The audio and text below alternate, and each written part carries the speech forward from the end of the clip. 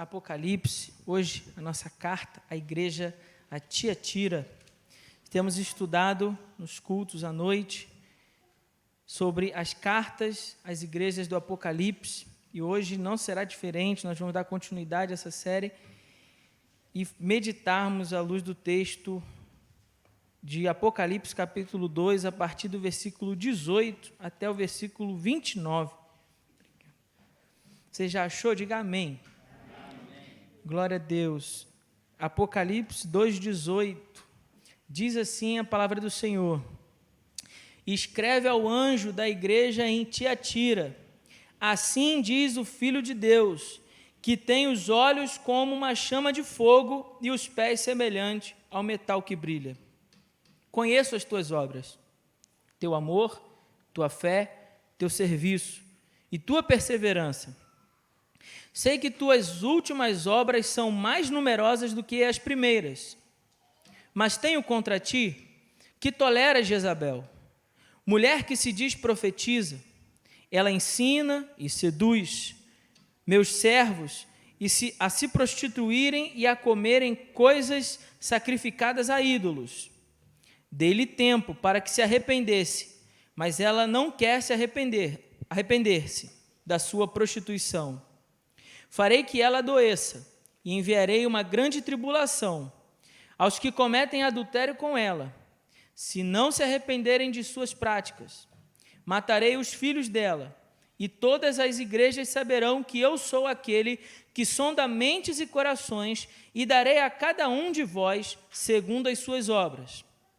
Mas digo a vós, os demais que estão em Tiatira, a todos que não seguem esta doutrina e não conhecem as chamadas coisas profundas de Satanás, não colocarei outra carga sobre vós, mas conservai o que tendes, até que eu venha.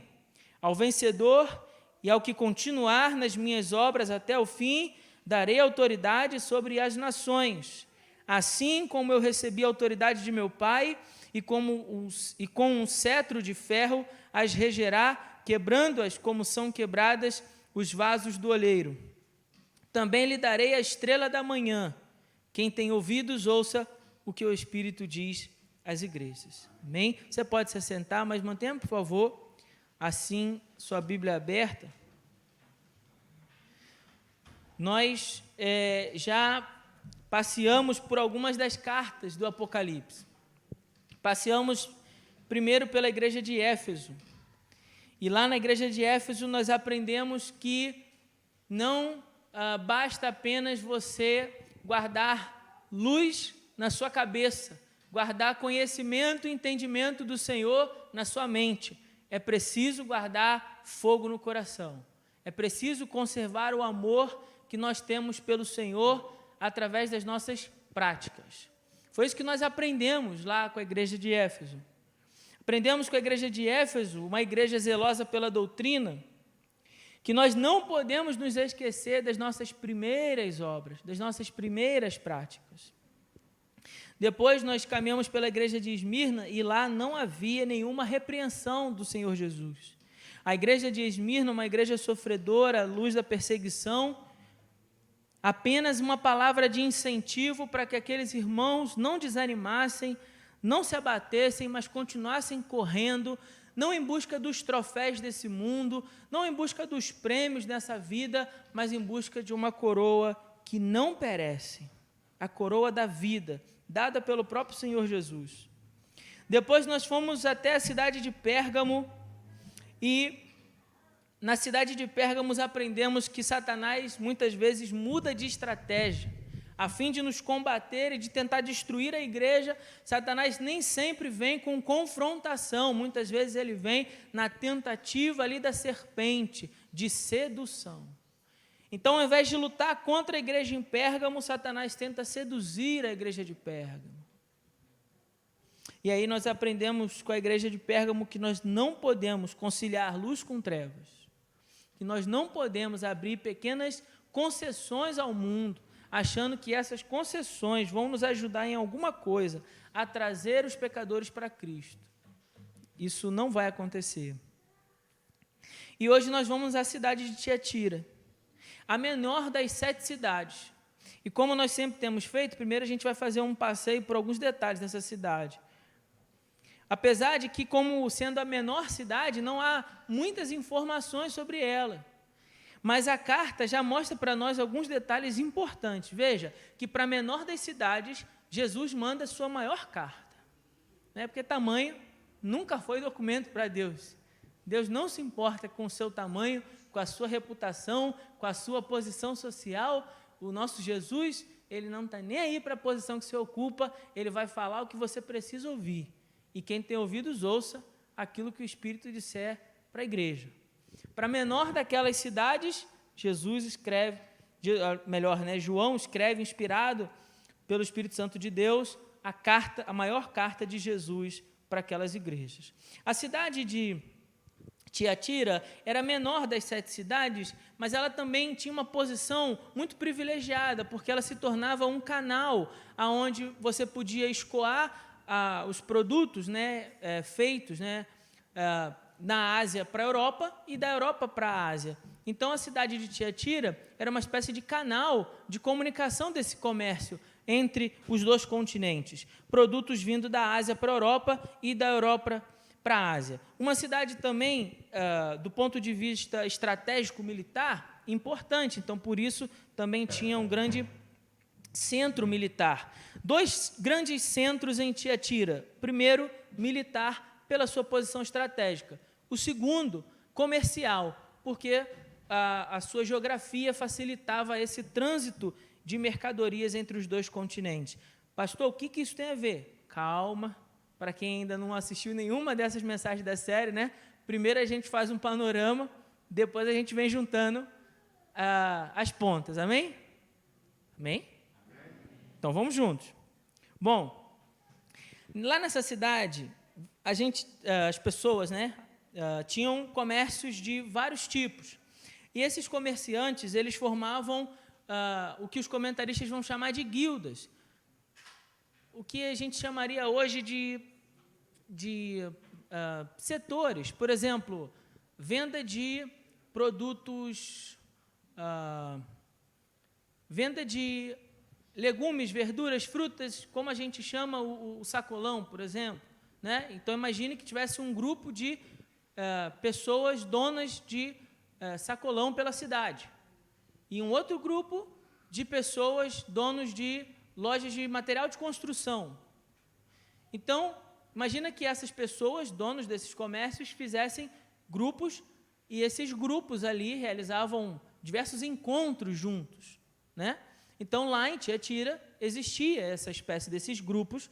Então, você tinha lá o grupo das pessoas que produziam tecido, o grupo das pessoas que produziam tintura, o grupo das pessoas que produziam cerâmica, os vendedores, como Lídia, por exemplo, que aparece em Atos, capítulo 16. Lídia, para quem não sabe, lá no livro de Atos, é a primeira mulher que se converte da cidade de Tiatira. A Bíblia vai dizer que ela era uma vendedora de púrpura. E para comercializar o tecido, e a púrpura naquele período histórico, você precisava ser uma pessoa de posses, não era barato fazer esse tipo de comércio. Então, aquela mulher, que era uma mulher empreendedora, era uma mulher aguerrida ali no seu trabalho diário para o sustento da sua família, e uma mulher de posses se torna a primeira mulher como uma porta que se abriu de Deus ali naquela cidade para a pregação do Evangelho, e Paulo vai ter acesso àquela cidade para pregar o Evangelho por causa ali de Lídia. Lídia vai ser essa mantenedora ali da obra e parceira da obra do Evangelho para que o Evangelho de Cristo prosperasse na cidade de Tiatira. Então, assim começa a evangelização naquela cidade. Notem aí as mulheres que Deus, Jesus, usa as mulheres na sua obra. Mesmo ali na sua profissão, no seu trabalho, você também pode ser um instrumento de Deus para o progresso do Evangelho na sua cidade. Aonde você está trabalhando, pode ser uma porta de Deus que se abre para que o Evangelho seja pregado. E esses comerciantes que se juntavam ali, formavam essas espécies de guildas, elas também tinham uma espécie de padroeiro, entre aspas. Só para a gente poder entender, eu estou trazendo para um exemplo mais perto de nós. Só que esses padroeiros não eram santos, por exemplo, né, da Igreja Católica, eram deuses. Então, para cada um desses grupos, havia um determinado deus que esses grupos adoravam e cultuavam, com as mesmas práticas dos pagãos e dos romanos. O que isso significa, pastor? Significa que no meio dessas práticas, né, desses cultos à divindade, aconteciam ali verdadeiras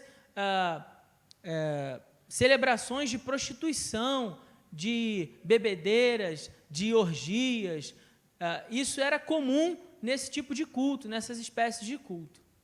Então, as pessoas daquela cidade viviam baseadas no comércio, dependiam do comércio. Cada grupo ali ia fazendo parte dessas guildas. Só que cada guilda tinha inserido em si, dentro, né, de si, pessoas que celebravam o culto para essas divindades e que no meio dessas festas, dessas divindades, praticavam essas coisas. Calma, que a gente vai entender o porquê, o que isso tem a ver com a carta. Então, nesse momento, né, que essas divindades eram ali adoradas, cultuadas, e as festas acabavam nessas bebedeiras e orgias, a cidade, ela se orgulhava disso, ela respirava essas festas. Então, para você ser um cristão em Tiatira, você vivia sob um verdadeiro dilema. Por quê? Ou você é crente em Jesus e diz não para aquelas festas, tá certo?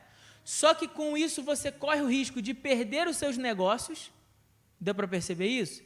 Porque você vai dizer não, aquele pessoal lá vai dizer, bom, então você não serve para andar com a gente, só que aquele grupo era o grupo com quem a pessoa se relacionava para obter o sustento para casa. Então, se ela parasse de se relacionar com aquele grupo, ela iria perder a sua fonte de renda. Então, ou você era crente e dizia não, mas com isso corria o risco de perder o seu sustento, ou você cedia e aceitava aquele culto como um pecadinho, né? Um detalhe ali que Deus não está se importando muito, mas com isso você mantinha as suas conexões ali de negócio e de trabalho. Então, para ser crente em Tiatira era viver esse dilema. Já pensou nisso? Já pensou que alguns dos negócios que talvez você celebre, queira Deus que não, mas que você às vezes é convidado para celebrar, Deus não tem parte nisso, Deus não se agradaria, não tomaria parte nisso. E aí, ou você é crente e mantém uma posição fiel, ainda que isso resulte, né, no medo de você não conseguir sustentar a sua família, mas por não abrir mão da sua convicção de fé, ou você cede e se corrompe. Você vê que as cartas lá para aquela igreja 2000 anos atrás continuam valendo para nós hoje, sim ou não? Valem para nós hoje. Então, aqueles crentes viviam esse dilema.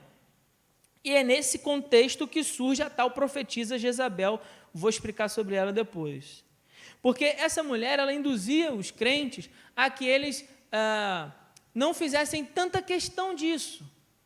Ela dizia o seguinte, olha, não tem problema que a gente participe daquelas festas lá. Afinal de contas, é dali que você tira o seu sustento, o seu ganha-pão. E é até importante que você participe. Porque como é que você diz que é crente, diz que luta contra o pecado, se você nunca viveu a experiência do pecado? Então, Jezabel também fomentava essa ideia ali no meio da igreja. Não Jezabel, a esposa do rei Ezequias, né? É apenas um nome que João usa naquela carta para representar uma outra mulher que se colocava à frente daquela igreja para ensinar um ensino errado, para ensinar uma heresia. Tá certo? E aí ela começa a fomentar isso e diz assim, olha, não tem problema não. É um detalhezinho. A gente vai lá, se reúne com eles, celebra aquelas festas e, no final das contas, você vai sair ainda mais poderoso. Por quê? Porque agora você conhece as coisas profundas de Satanás. Reparou que a gente leu essa expressão? Ou não? Sim? Então, a gente leu essa expressão lá no versículo 24, quando diz assim, mas digo a vós, os demais que estão em Tiatira, a todos os que não seguem esta doutrina e não conhecem as chamadas coisas profundas de Satanás. Era esse ensino lá dessa mulher, dessa falsa profetisa, que a Bíblia vai chamar ela de Jezabel, fazendo uma referência à mulher do rei Ezequias, para dizer, ó, ela está ensinando a vocês que vocês devem conhecer coisas profundas do diabo, mas vocês não precisam se misturar com isso, vocês não devem se misturar com isso. Mas eu quero voltar um pouco, antes de caminhar pelo versículo 24, com os irmãos no versículo 18 e 19. Acompanhe comigo aí, por favor, na sua Bíblia. O verso 18 e 19, que diz assim: ao anjo da igreja em Tiatira, escreve, assim diz o Filho de Deus. Essa expressão, o Filho de Deus, não é uma expressão comum no livro de Apocalipse, mas tem um fundamento. Quando ele diz que tem os olhos como uma chama de fogo, você junta essa informação, olhos como uma chama de fogo, com uma outra informação, quando diz assim, aquele que conhece, aquele que sonda mentes e corações, aquele que conhece as suas obras e sonda mentes e corações. Bom, lá em Tiatira tinha um templo ao deus Apolo. Apolo era o deus do sol. Havia uma expressão que dizia, Apolo tudo vê, porque ele é como a luz do sol que a todos ilumina. Então, quando Jesus se apresenta como o Filho de Deus, como aquele que tem olhos como chamas de fogo, ele está dizendo para aquela igreja, olha, aí na sua cidade há um templo ao deus Apolo, e as pessoas acreditam que Apolo tudo vê, mas eu sou quem conhece vocês. Eu sou quem olha para vocês com olhos como chamas de fogo. Eu sou aquele que sonda mentes e corações, que conheço as tuas obras. E sou eu que estou falando com vocês. Esse é o Jesus que nós conhecemos e que nós amamos e servimos. Um Jesus que nos conhece, que nos sonda muito além da superfície, muito além daquilo que nós aparentamos. Nós conhecemos esse Jesus que sonda nossas mentes e corações. Como diz, o salmista, vê, Senhor, se há em nós algum caminho mau e guia-nos pelo um caminho eterno. Guia-nos pelo um caminho eterno. Essa também é minha oração para nós aqui nessa noite. Ele diz, eu conheço as tuas obras.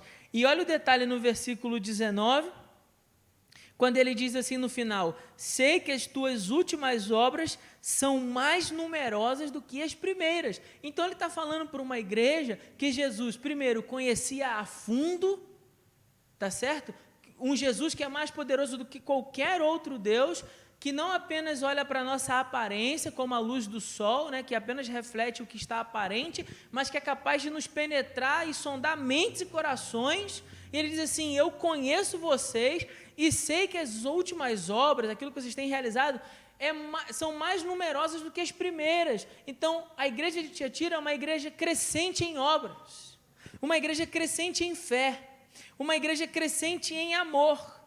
Ele diz, eu conheço as tuas obras, o teu amor, a tua fé, o teu serviço. Serviço, uma igreja que serve. Uma igreja que estava ali naquela cidade disposta a servir. Uma igreja que estava ali naquela cidade disposta a perseverar, a insistir um pouco mais, a andar mais uma milha, a tentar mais uma vez. Olha que diferença, com a igreja de Éfeso. Nós lemos que a igreja de Éfeso foi uma igreja que abandonou o amor e as primeiras obras, uma igreja que se enfraqueceu ao longo do tempo. Tiatira não, Tiatira é uma igreja que se fortaleceu em obras ao longo do tempo. Suas obras cresciam e elas eram caracterizadas por fé, amor, paciência, de modo que a igreja realizava não apenas celebrações e atividades religiosas, mas a igreja produzia impacto naquele lugar. A igreja produzia impacto naquela cidade. Mas aí no versículo 20, Jesus começa a confrontar aquela igreja dizendo que, mas tenho contra ti que toleras Jezabel, mulher que se diz profetiza, ela ensina e seduz seus servos a se prostituírem e a comerem coisas sacrificadas a ídolos. Muito provavelmente o nome dessa profetisa não era Jezabel, porque esse não seria um nome que uma mãe em Israel colocaria na sua filha, tá certo? Esse era um nome terrível para se colocar numa criança. Uma mãe judia não colocaria esse nome. Mas o uso da palavra Jezabel é para que eu e você, quando também estivéssemos lendo essa carta, não apenas os destinatários originais, compreendêssemos que ele está fazendo uma referência à esposa de Ezequias, a rainha, Acabe, perdão, falha nossa. Bom, mesmo com todo o amor, com todo o trabalho, a igreja havia aberto uma brecha para o pecado, ela havia passado a tolerar o pecado. Essa foi a promessa de Jezabel, é isso que Jezabel nesse texto representa. Não apenas o nome dessa falsa mulher, dessa falsa profetisa, mas uma espécie de conduta. Ela havia comprometido o culto em Israel, Jezabel. Ela havia comprometido. Como? Ela começou a fazer com que os sacerdotes de Baal também participassem das celebrações religiosas em Israel. Olha que interessante. Jezabel chamou os sacerdotes de Baal e falou assim: agora toda a festa em Israel ao Senhor também terá a participação dos sacerdotes de Baal. Ela não disse, não cultuem ao Senhor. Ela não disse isso. Ela apenas disse, olha, vamos fazer junto, vamos celebrar junto, vamos festejar junto. Veja se não é o que está acontecendo em Tiatira. As festas das guildas estão acontecendo para a idolatria de outros deuses, e há uma mulher naquela igreja dizendo assim, não tem problema, vão participar desse negócio também, não é pecado não, está tudo certo, vamos celebrar junto, Deus não vai se importar com isso. É por isso que João usa a figura, né, dessa personagem Jezabel. Bom, semelhante àquilo que nós vimos em Apocalipse 2,14, que na igreja de Pérgamo eles são seduzidos ali, né, a igreja aí cedendo e fazendo concessões ao pecado. Na igreja de Tiatira, a influência do contágio social, ela não vem de fora, do ambiente externo para dentro da igreja, como foi lá em Pérgamo. Em Pérgamo, as pessoas em volta, a sociedade em torno da igreja influenciou a igreja ao pecado. Aqui em Tiatira não. Em Tiatira o diabo foi ainda mais astuto e lançou na igreja um câncer que começou a corroer a igreja de dentro para fora. Um falso ensino, uma heresia, é como um câncer, porque ele vai se alastrando na igreja. E se aquele falso ensino não for duramente combatido, quando nós percebemos, ele já levou o corpo. Ele já contaminou e agora não tem mais solução, não tem mais esperança para aquele corpo, porque ele foi totalmente corrompido pelaquela doença. E foi essa a estratégia do diabo em levantar uma mulher que se colocou a ensinar isso para a igreja e dizer para a igreja, olha, não tem problema, nós vamos lá, vamos participar, e é até bom que a gente conheça as coisas ocultas de Satanás, para que a gente fique uma igreja ainda mais forte para lutar contra o diabo. Olha, inocência, erro e mau caratismo, né? Claro. Bom, essa consequência de comprometer a verdade leva a igreja a comprometer a sua conduta, porque se nós começamos a comprometer aquilo que nós acreditamos, isso também vai comprometer as nossas ações lá fora. Acredito que ninguém tenha dúvida disso aqui, amém? Se você começa a pensar de uma maneira diferente, né, se você começa a ser ensinado de uma maneira diferente, em que está tudo bem, quando chega lá fora, seu caráter, sua conduta foi corrompida. Então, olha o perigo desse falso ensino que havia se instalado em Tiatira. Em nome de proteger a própria vida e os seus negócios, os crentes agora deviam unir as suas práticas às práticas das guildas. Então, se eu aceitar o que essa mulher está dizendo na igreja como ensino de Jesus, né, eu não perco o meu ganha-pão para minha família, eu participo daquele negócio lá e está tudo bem. Eu fico bem com os crentes, eu fico bem com a igreja, eu fico bem com Jesus e fico bem com o pessoal que tem os mesmos negócios que eu. Agora, olha que interessante, vamos fazer um contraponto aqui. Em Éfeso, nós vimos que a igreja perdeu o amor. Em Tiatira, nós vimos que a igreja crescia em amor, crescia em obras, crescia em fé. Em Éfeso, a igreja havia se esfriado. Em Tiatira, a igreja havia perseverado, ou seja, não havia cedido e dado um passo para trás. Em Éfeso, nós aprendemos que eles lutaram contra os falsos mestres, que eles lutaram contra as falsas doutrinas e expuseram que os falsos profetas eram mentirosos. Porque a igreja de Éfeso, nós aprendemos que ela era uma igreja zelosa da doutrina. Já em Tiatira, a igreja cedeu à falsa doutrina. Aí falou assim, pastor, quem está certo, quem está errado nesse negócio? Ambos estão errados. Porque, veja, eu preciso zelar pela doutrina, pelo conhecimento, pela teologia, pela luz, mas também preciso zelar pela prática, pela piedade, pelo fogo no coração, pelo amor à causa do Evangelho, que não pode morrer dentro de mim, pelas obras. Sim, pelas obras. Porque as obras são a prova de que nós entendemos a mensagem do Evangelho. Sim ou não? As obras são a prova da nossa fé.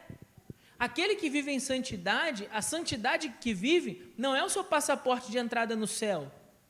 É a prova de que aquele que vive em santidade já foi santificado pelo Senhor Jesus, já foi salvo.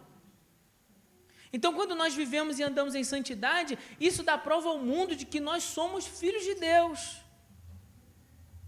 Então, nós não podemos abrir mão das duas coisas, nem do ensino correto, do ensino verdadeiro, porque senão a nossa conduta e caráter fica corrompido, e nem podemos abrir mão da prática e da vida de piedade, porque senão o nosso ensino, a nossa doutrina, ela é inútil, ela é infrutífera. Ela é um conhecimento que não produz vida. Dá para perceber isso? Ou você tem, mas eu faço parte de uma igreja que estuda muito a palavra. Sim, mas o quanto dessa palavra você pratica? Mas eu estou numa igreja lá que é muito fervorosa na fé. Amém. Mas o quanto você tem se dedicado ao ensino correto da Escritura? Percebe? Porque eu não posso abrir mão de nenhuma dessas duas coisas. Se eu abro mão dizendo assim, não, a partir de agora eu tenho uma fé fervorosa, eu estou crescendo em obras, em fé, em perseverança, em amor, e é isso que é o mais importante. Aí vem uma pessoa aqui à frente, fala meia dúzia de abobrinha, você leva para casa como verdade. Porque você não conhece a palavra, você não examina a palavra. Aí você leva aquele negócio como verdade, aí daqui a pouco seu caráter está corrompido lá fora. Você está praticando um monte de coisa que Deus não tem nada a ver com isso. Ao mesmo tempo que eu não posso ser aquele irmão muito zeloso pela doutrina, e esquecer que essa vida no Evangelho é uma vida baseada em amor, em prática, em serviço. No quanto eu vivo disso, desse Evangelho, não do quanto eu conheço. Posso conhecer a Bíblia inteira, eu posso ser um expert na teologia, e com tudo isso ir padecer no fogo do inferno. Porque o quanto dessa verdade teológica que eu carrego, ela já mora dentro do meu coração a fim de produzir fruto. Eu preciso carregar essas duas coisas. Isso, fazendo esse estudo, isso ficou muito claro para mim entre essas duas igrejas, Éfeso e Tiatira, entre a igreja nessas duas cidades. Nós não podemos abrir mão, irmãos, nem da teologia, por isso que você tem que estudar sim, tem que ser um leitor da palavra de Deus sim, tem que zelar pelo conhecimento, para participar dos estudos bíblicos, pela escola bíblica dominical. Você tem que ser um crente zeloso no conhecimento, sim. E você também tem que ser um crente fervoroso na sua fé, sim. Não pode abrir mão de nenhuma dessas duas coisas. Só lembrando a você uma informação que eu já disse aqui no início dessa série. Essas igrejas morreram. Essas igrejas acabaram. Porque elas não deram atenção a essa advertência de Jesus para elas. Então, guarde isso aí. Precisamos dar a devida atenção para o que Jesus está dizendo para essa igreja em Tiatira, que também vale para nós, Primeira Igreja Batista em Congonhas. Versículo 21, ele diz: eu dei-lhe tempo. Eu dei-lhe tempo. Tempo para quê? Tempo para que se arrependesse. Mas ela não quer se arrepender da sua prostituição. Olha que interessante. Vamos parar aqui e pensar um pouco. Jesus é aquele que se apresenta para nós, que nos corrige quando nós estamos no erro, mas ainda assim ele diz: eu dei-lhe tempo. Olha que interessante. Estou dando tempo para vocês. Eu estou chamando a atenção de vocês, mas estou dando tempo para vocês digerir esse negócio. Vocês pensarem sobre isso, refletirem sobre isso e se arrependerem e voltarem. Porque o Jesus que escreve essa carta, ele não é o Jesus que está querendo fulminar todo mundo logo de uma vez. Ele é o Jesus rico em misericórdia. Ele é o Jesus que estende a mão para nos dar uma oportunidade de mudança. Ele é o Jesus que se apresenta a nós e antes de exercer o juízo, exerce a sua bondade, a sua graça. Não é à toa que eu e você estamos aqui hoje, sim ou não? Porque Ele estendeu para nós a sua bondade, a sua graça, a sua misericórdia. Ele estendeu para nós essa oportunidade. Então, quando Cristo se apresenta à vida de alguém e nos chama a atenção e anuncia e corrige, Ele também nos dá tempo para mudar. Ele também nos dá tempo para tomar uma outra posição. Mas aí você diz assim: pastor, mas é verdade que nem todo mundo muda. A maioria das pessoas, eu diria, não muda. E insiste no erro. Tudo bem, insiste no erro. Então, o que Jesus faz, pastor? Ele vem, passa logo, né? Como a gente, uma gíria lá de carioca no Rio, passa logo o cerol em todo mundo. Não. Olha como é que o nosso Jesus age. Ele anuncia a repreensão e dá tempo para você se arrepender. Aí você não se arrepende. Aí Jesus entra com o passo 2, disciplina. Disciplina. Olha o versículo 22. Farei com que ela adoeça e enviarei uma grande tribulação aos que cometem adultério com ela, se não se arrependerem de suas práticas. Então Jesus está dizendo: olha, eles se reúnem, vão lá para celebrar adoração a outros deuses lá nas guildas e se deitam e se prostituem e adulteram. E eu estou dando tempo para que eles mudem de vida. E eles não querem mudar de vida. Então, a minha segunda ação vai ser colocá-los na cama. Eles foram para a cama atrás de prazer e de adultério. E agora a cama para a qual eles foram atrás de prazer será a cama de dor da disciplina de Deus. Eu vou colocá-los na cama de novo, mas dessa vez não vai ser em busca de prazer. Dessa vez vai ser por meio da dor. Para que por meio da dor eles venham ao arrependimento. Ou melhor, eles tenham a oportunidade de vir ao arrependimento. Olha como essa palavra, ela traz para nós uma clareza de quem é Jesus. Quem é Jesus? Porque a ideia que se prega hoje é de um Jesus bonachão. Você já reparou isso? De um Jesus que aceita tudo. Você pode fazer tudo, viver de qualquer jeito e para Jesus está tudo bem. Mas não é assim que funciona.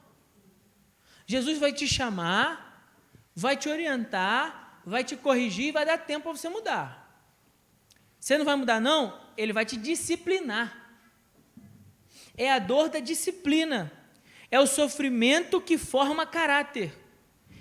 É a correção que nos livra de um mal muito maior. Que mal é esse, pastor? O mal de você padecer a destruição eterna. Então, quando Jesus corrige alguém, você pode pensar: pastor, que Jesus cruel é esse que vai colocar a pessoa doente? Bom, não sou eu que estou falando, ponto número 1, é importante que você entenda isso. Quem está falando isso é o texto, amém? É Jesus que está falando isso, ó, eu vou colocar ela na cama. Não é o pastor Felipe que está inventando esse negócio. Bom, se Jesus está falando que vai colocar ela na cama e ela vai estar sofrendo no leito de dor, por que Jesus vai fazer isso? Será que Jesus tem prazer em ver outra pessoa sofrer? Vou trazer para um exemplo, para você entender isso fácil. Quando você tem que dar uma chinelada no seu filho, ou uma palmada no bumbum, não dói em você? Sim ou não? Dói, pô.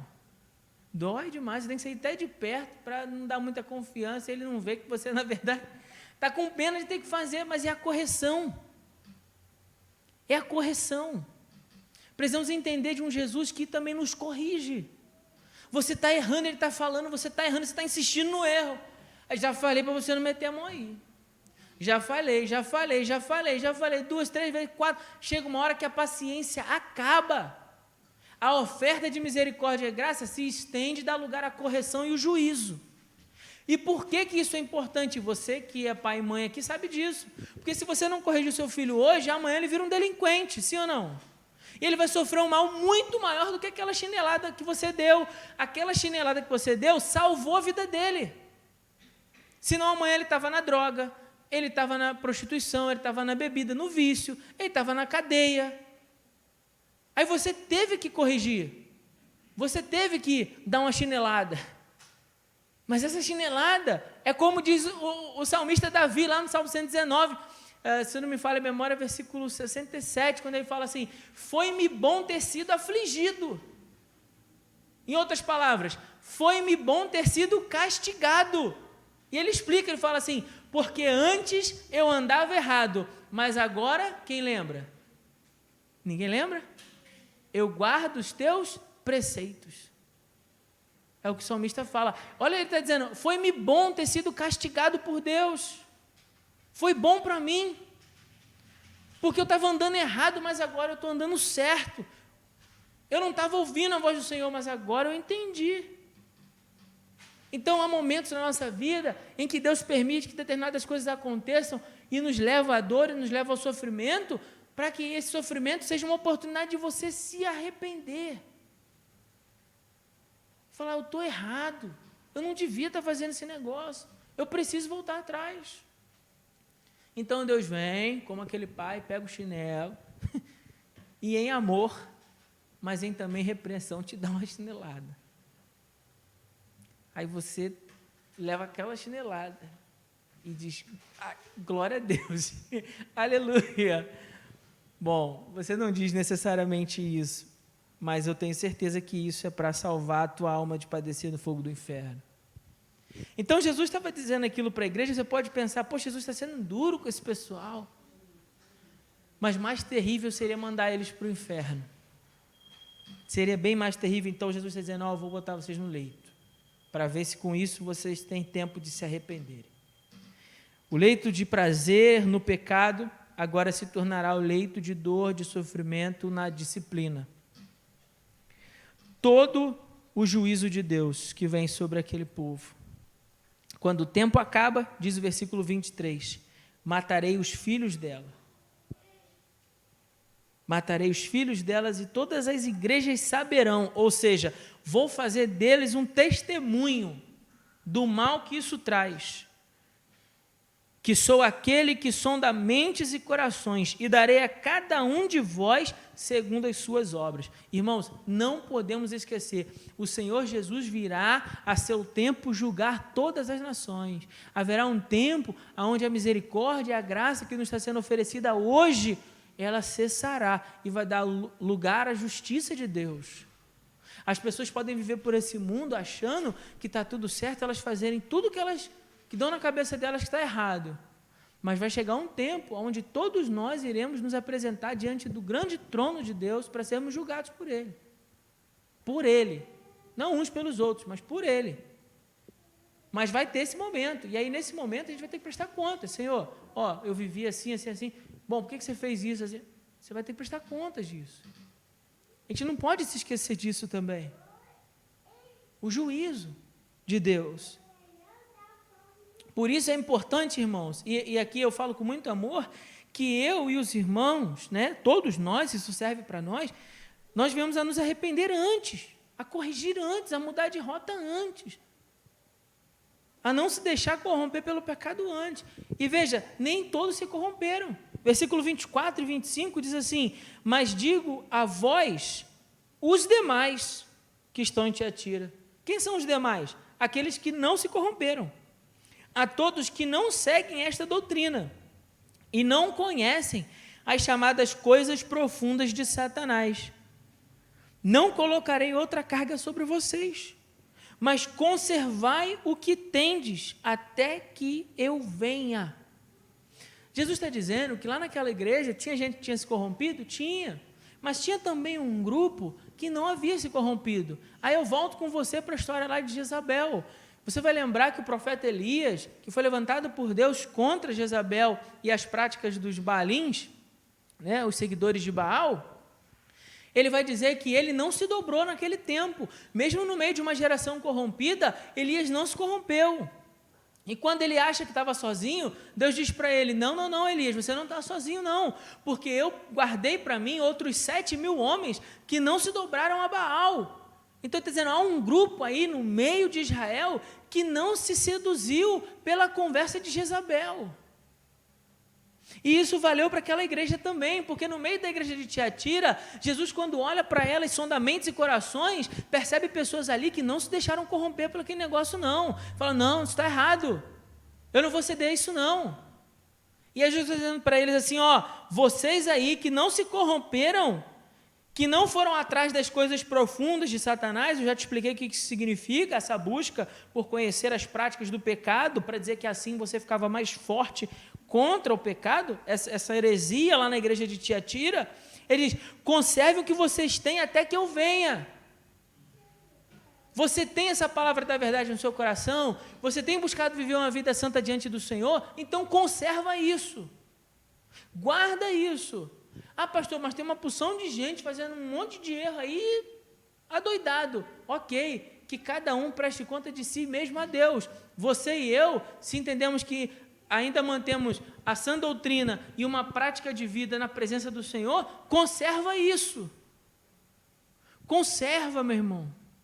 Conserva, porque senão o mundo te tira esse negócio. Conserva, porque senão Satanás te rouba isso. Então guarda isso e não abre mão. Não abra mão. Não abra mão da tua fé, não abra mão de uma prática de vida correta e não abra mão de um conhecimento profundo de Deus. Não abra mão disso. Não negocia isso. Porque olha a recompensa, ele diz no 26, ao vencedor e ao que continuar nas minhas obras até o fim, darei autoridade sobre as nações. Assim como eu recebi a autoridade de meu Pai, e com um cetro de ferro as regerá, quebrando-as como são quebrados os vasos do oleiro. Eu falei para você que ali tinham diversos comércios naquela cidade, e havia também um grupo daqueles que faziam cerâmicas para vender. Eu acho interessante o fato de Jesus ter dito isso, como são quebrados os vasos do oleiro. Falar isso para o pessoal daquela cidade era de fácil entendimento, porque como artesãos ali, né, pessoas que faziam as cerâmicas, os vasos, percebiam que quando não estava bom, tem que quebrar, não dá para reparar, tem que fazer de novo. Aí ele está dizendo, olha, eu sou aquele Jesus que pega um vaso, quando não está bom, quebra, faço tudo de novo. Faço tudo de novo. Ó, não ficou legal, a coisa não saiu do jeito que eu queria. Ok, vamos quebrar e vamos fazer tudo de novo. O vaso não é necessariamente um vaso de barro, mas ele precisa ser o meu e o teu coração, que quebrados e quebrantados na presença de Deus, Ele não rejeita.